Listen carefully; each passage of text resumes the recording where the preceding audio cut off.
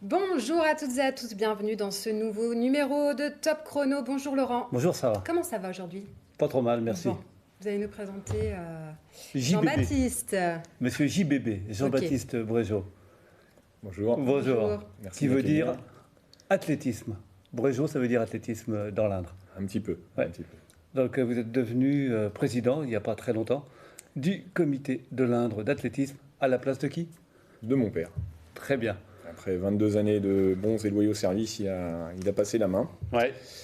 Et les prétendants n'étaient pas très très nombreux. Ouais. Voilà, et pour pas laisser le comité de l'Indre tomber un peu en désuétude, j'ai accepté de prendre le relais du père. Et il vous a donc fait voir tous les dossiers, vous avez instruit tous les points sensibles ou pas du comité. Oui, alors les points sensibles en ce moment, il n'y en a pas beaucoup. Ah bah, Le comité justement. fonctionne au Ouais. ralenti. Ouais. Donc là, je prends mes fonctions dans un Ouais. contexte très très particulier, qui est assez facilitant du coup, parce que il n'y a pas grand-chose à organiser, pas grand-chose à avoir, mais aussi compliqué dans le sens où c'est difficile de se projeter et puis de voir comment les choses vont évoluer, quoi. Donc on est un peu dans l'incertitude. Mais ouais. Vous avez peur justement de cette année, ça fait un an, mais en fait c'est sur 2 saisons, est-ce que vous avez peur de perdre des licenciés? Alors- J'allais dire des clubs, mais bon, peut-être pas. Mais... Peur non, parce que c'est une certitude, on en perd. Ouais. On en perd. Alors je n'ai pas les chiffres exacts pour les autres clubs. Pour le club auquel je suis rattaché à la Berrichonne, on peut dire à l'heure d'aujourd'hui, d'année en année à la même date, on est environ à une petite centaine de licenciés en moins. Voilà, qui se concentrent essentiellement sur les adultes. Alors sur les enfants, on n'a pas perdu. Par contre, sur les adultes, on en a perdu quasiment une centaine. Ouais. Énorme. Donc je pense que ça va être à peu près la même chose dans les autres clubs Ouais. du département, malheureusement. Ah bah, vous enlevez 100 athlètes dans un club, il n'y a plus de club, quoi. Il y a certains clubs... Voilà, alors après c'est proportionnel à la taille du club aussi, je pense, mais donc Ouais. nous on était à 480, on va Oui, dire, oui. et donc là on est en dessous de la barre des 400. Ouais. Ouais. Donc l'action, ça va être de reconquérir ces athlètes? De reconquérir, oui, mais à quel prix et comment? Enfin, ça va être au niveau des clubs, de s'organiser pour essayer de refidéliser. Je pense que la reconquête sera assez simple dans le sens, enfin, avec la réouverture des compétitions, la réorganisation des courses sur route notamment, puisque c'est surtout ça qui fait défaut, Ouais. qui va faire défaut cette année chez les adultes.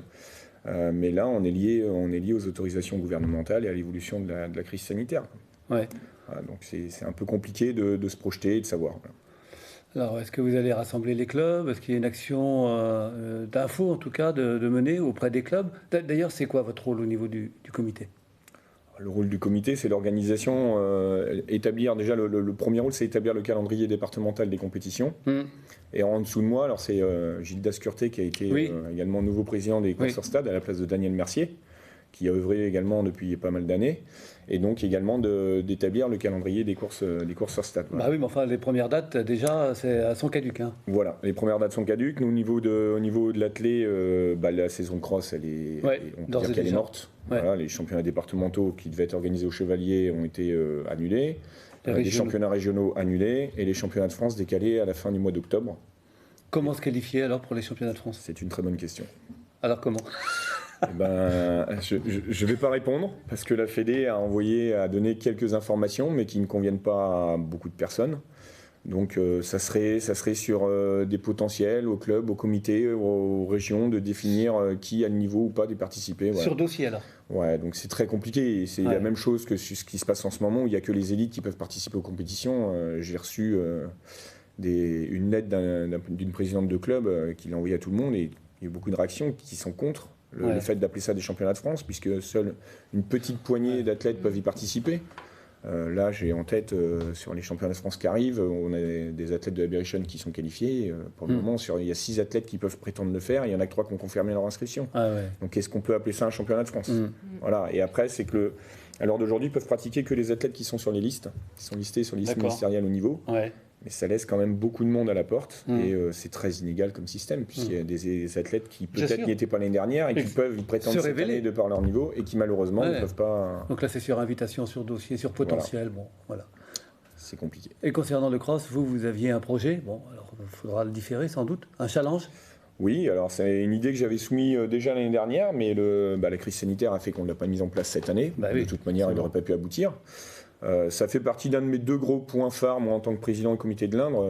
J'ai vraiment 2 souhaits dans un premier temps, c'est mettre en place ce challenge départemental de cross. Parce que le cross était tombé un peu en désuétude et on a pu remarquer ces dernières années, notamment chez les jeunes, qu'il y avait de nouveau un engouement pour le cross.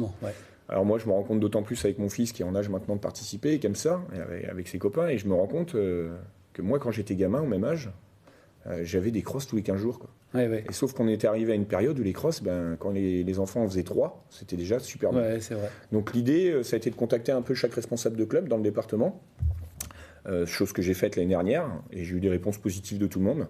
Et c'était pour que chaque club du département mette en place un cross dans leur ville, entre guillemets, ou aux alentours de leur club, et que ça serve de challenge départemental avec en point final le championnat départemental. Il y aura un classement général. Voilà, donc si on arrivait à mettre en place 5 crosses la première année, ça aurait été bien, on aurait retenu les 3 ou 4 meilleures performances, donc là il faudra faire une réunion pour affiner le projet vraiment plus. Mais l'idée c'est ça, c'est de retenir les 3 meilleures ou les 4 meilleures performances sur le cross, et puis de récompenser les athlètes du département. Très bien.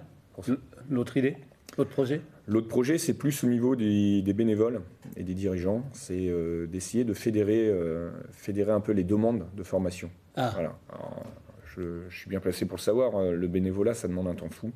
C'est vraiment chronophage et malheureusement dans le département, il y a un petit département, ça n'apprend rien à personne, mais j'entends à droite, à gauche des gens qui veulent se former, alors que ce soit La Châtre, Issoudun, Châteauroux, Le Blanc, et qui sont obligés tout seuls de faire une démarche et d'aller à Orléans, dans le meilleur des cas, voire en dehors de la région, pour pouvoir accéder à ces différentes formations. Donc l'idée, ça serait d'envoyer un appel à tous les clubs du département et de regrouper les demandes.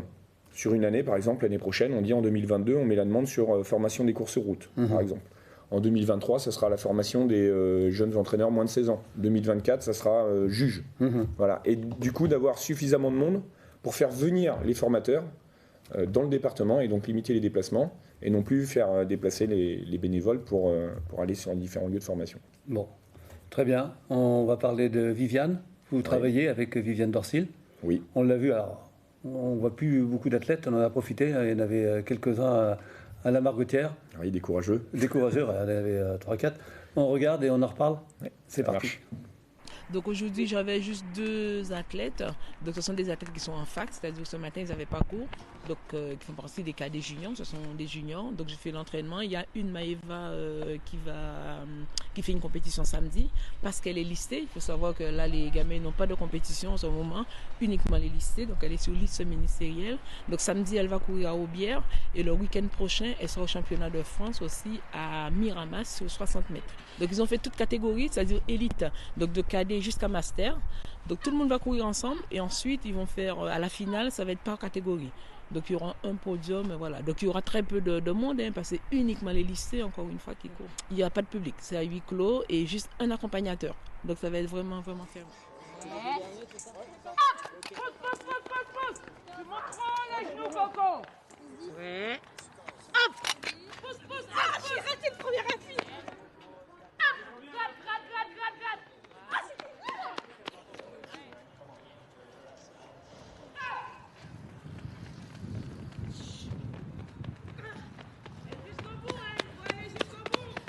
Donc Momo pareil, Momo va courir aussi ce samedi avec Maëva, ainsi que Maxence marié qui est aussi sur la liste listée et qui est cadet. Donc Momo, lui, la particularité, il a le niveau international, mais du fait qu'il est étranger, il n'est pas listé français. Mais il a quand même le droit de par son... Voilà. Donc il a le droit de courir. Donc samedi, il va courir avec nous. Et Maxence, c'est pareil. Bon, lui, c'est lycéen. Donc forcément, là, il est en présentiel cette semaine. Parce que c'est une semaine sur 2. Et il s'entraîne avec le groupe de mi-fond, donc sur 800 mètres. Donc samedi, il va courir sur un 400, mais dimanche prochain, au France, ça va être 800 mètres. Donc Momo, oui, il a un très bon niveau. Il a un très bon niveau. Après, là, il n'a pas de compétition comme tous les autres. Donc là, il faut courir pour avoir du rythme. Donc là, samedi, voilà, ça va être... on verra bien, quoi, le niveau. Oui, donc la Berrichonne, c'est toujours bien votre club de cœur. Malgré tout, vous pouvez être président de l'Indre et avoir un club de cœur. Bien sûr, Bon. toujours, oui. Ouais, avec Viviane, là, c'est du bon boulot de fait, même si en ce moment, il n'y a plus beaucoup de monde. Oui, avec Viviane, on travaille. On a une relation un peu plus particulière. C'est qu'en plus, on travaille au niveau du collège Rosa Parks sur la section tous les deux, athlétisme. ouais. On travaille tous les deux et où on a fait le choix de maintenir l'emploi de Viviane, notamment sur la section. Ouais, parce qu'en plus, vous êtes prof EPS, il y a l'UNSS, vous êtes toujours dehors. C'est compliqué, hein. Plus que jamais en cette période. Oui, c'est vrai. Bon, De pluie. vous avez toujours le sourire et c'est bien. Il faut. Ouais. Oui, il faut résister. Bien. Laurent va parler d'une autre Berrichonne très rapidement. Oui, qui reçoit le Havre. Donc, c'est le club doyen de Ligue 2 qui reçoit le club professionnel doyen, c'est le Havre. Voilà. Très bien. Bon. Des pronostics? Bon, ils sont plutôt pas mal, là, nos Berrichons, mais le Havre est pas mal non plus. Bon, voilà, Bon, c'est prometteur. on va rien dire. Allez, à la semaine prochaine. C'est ça.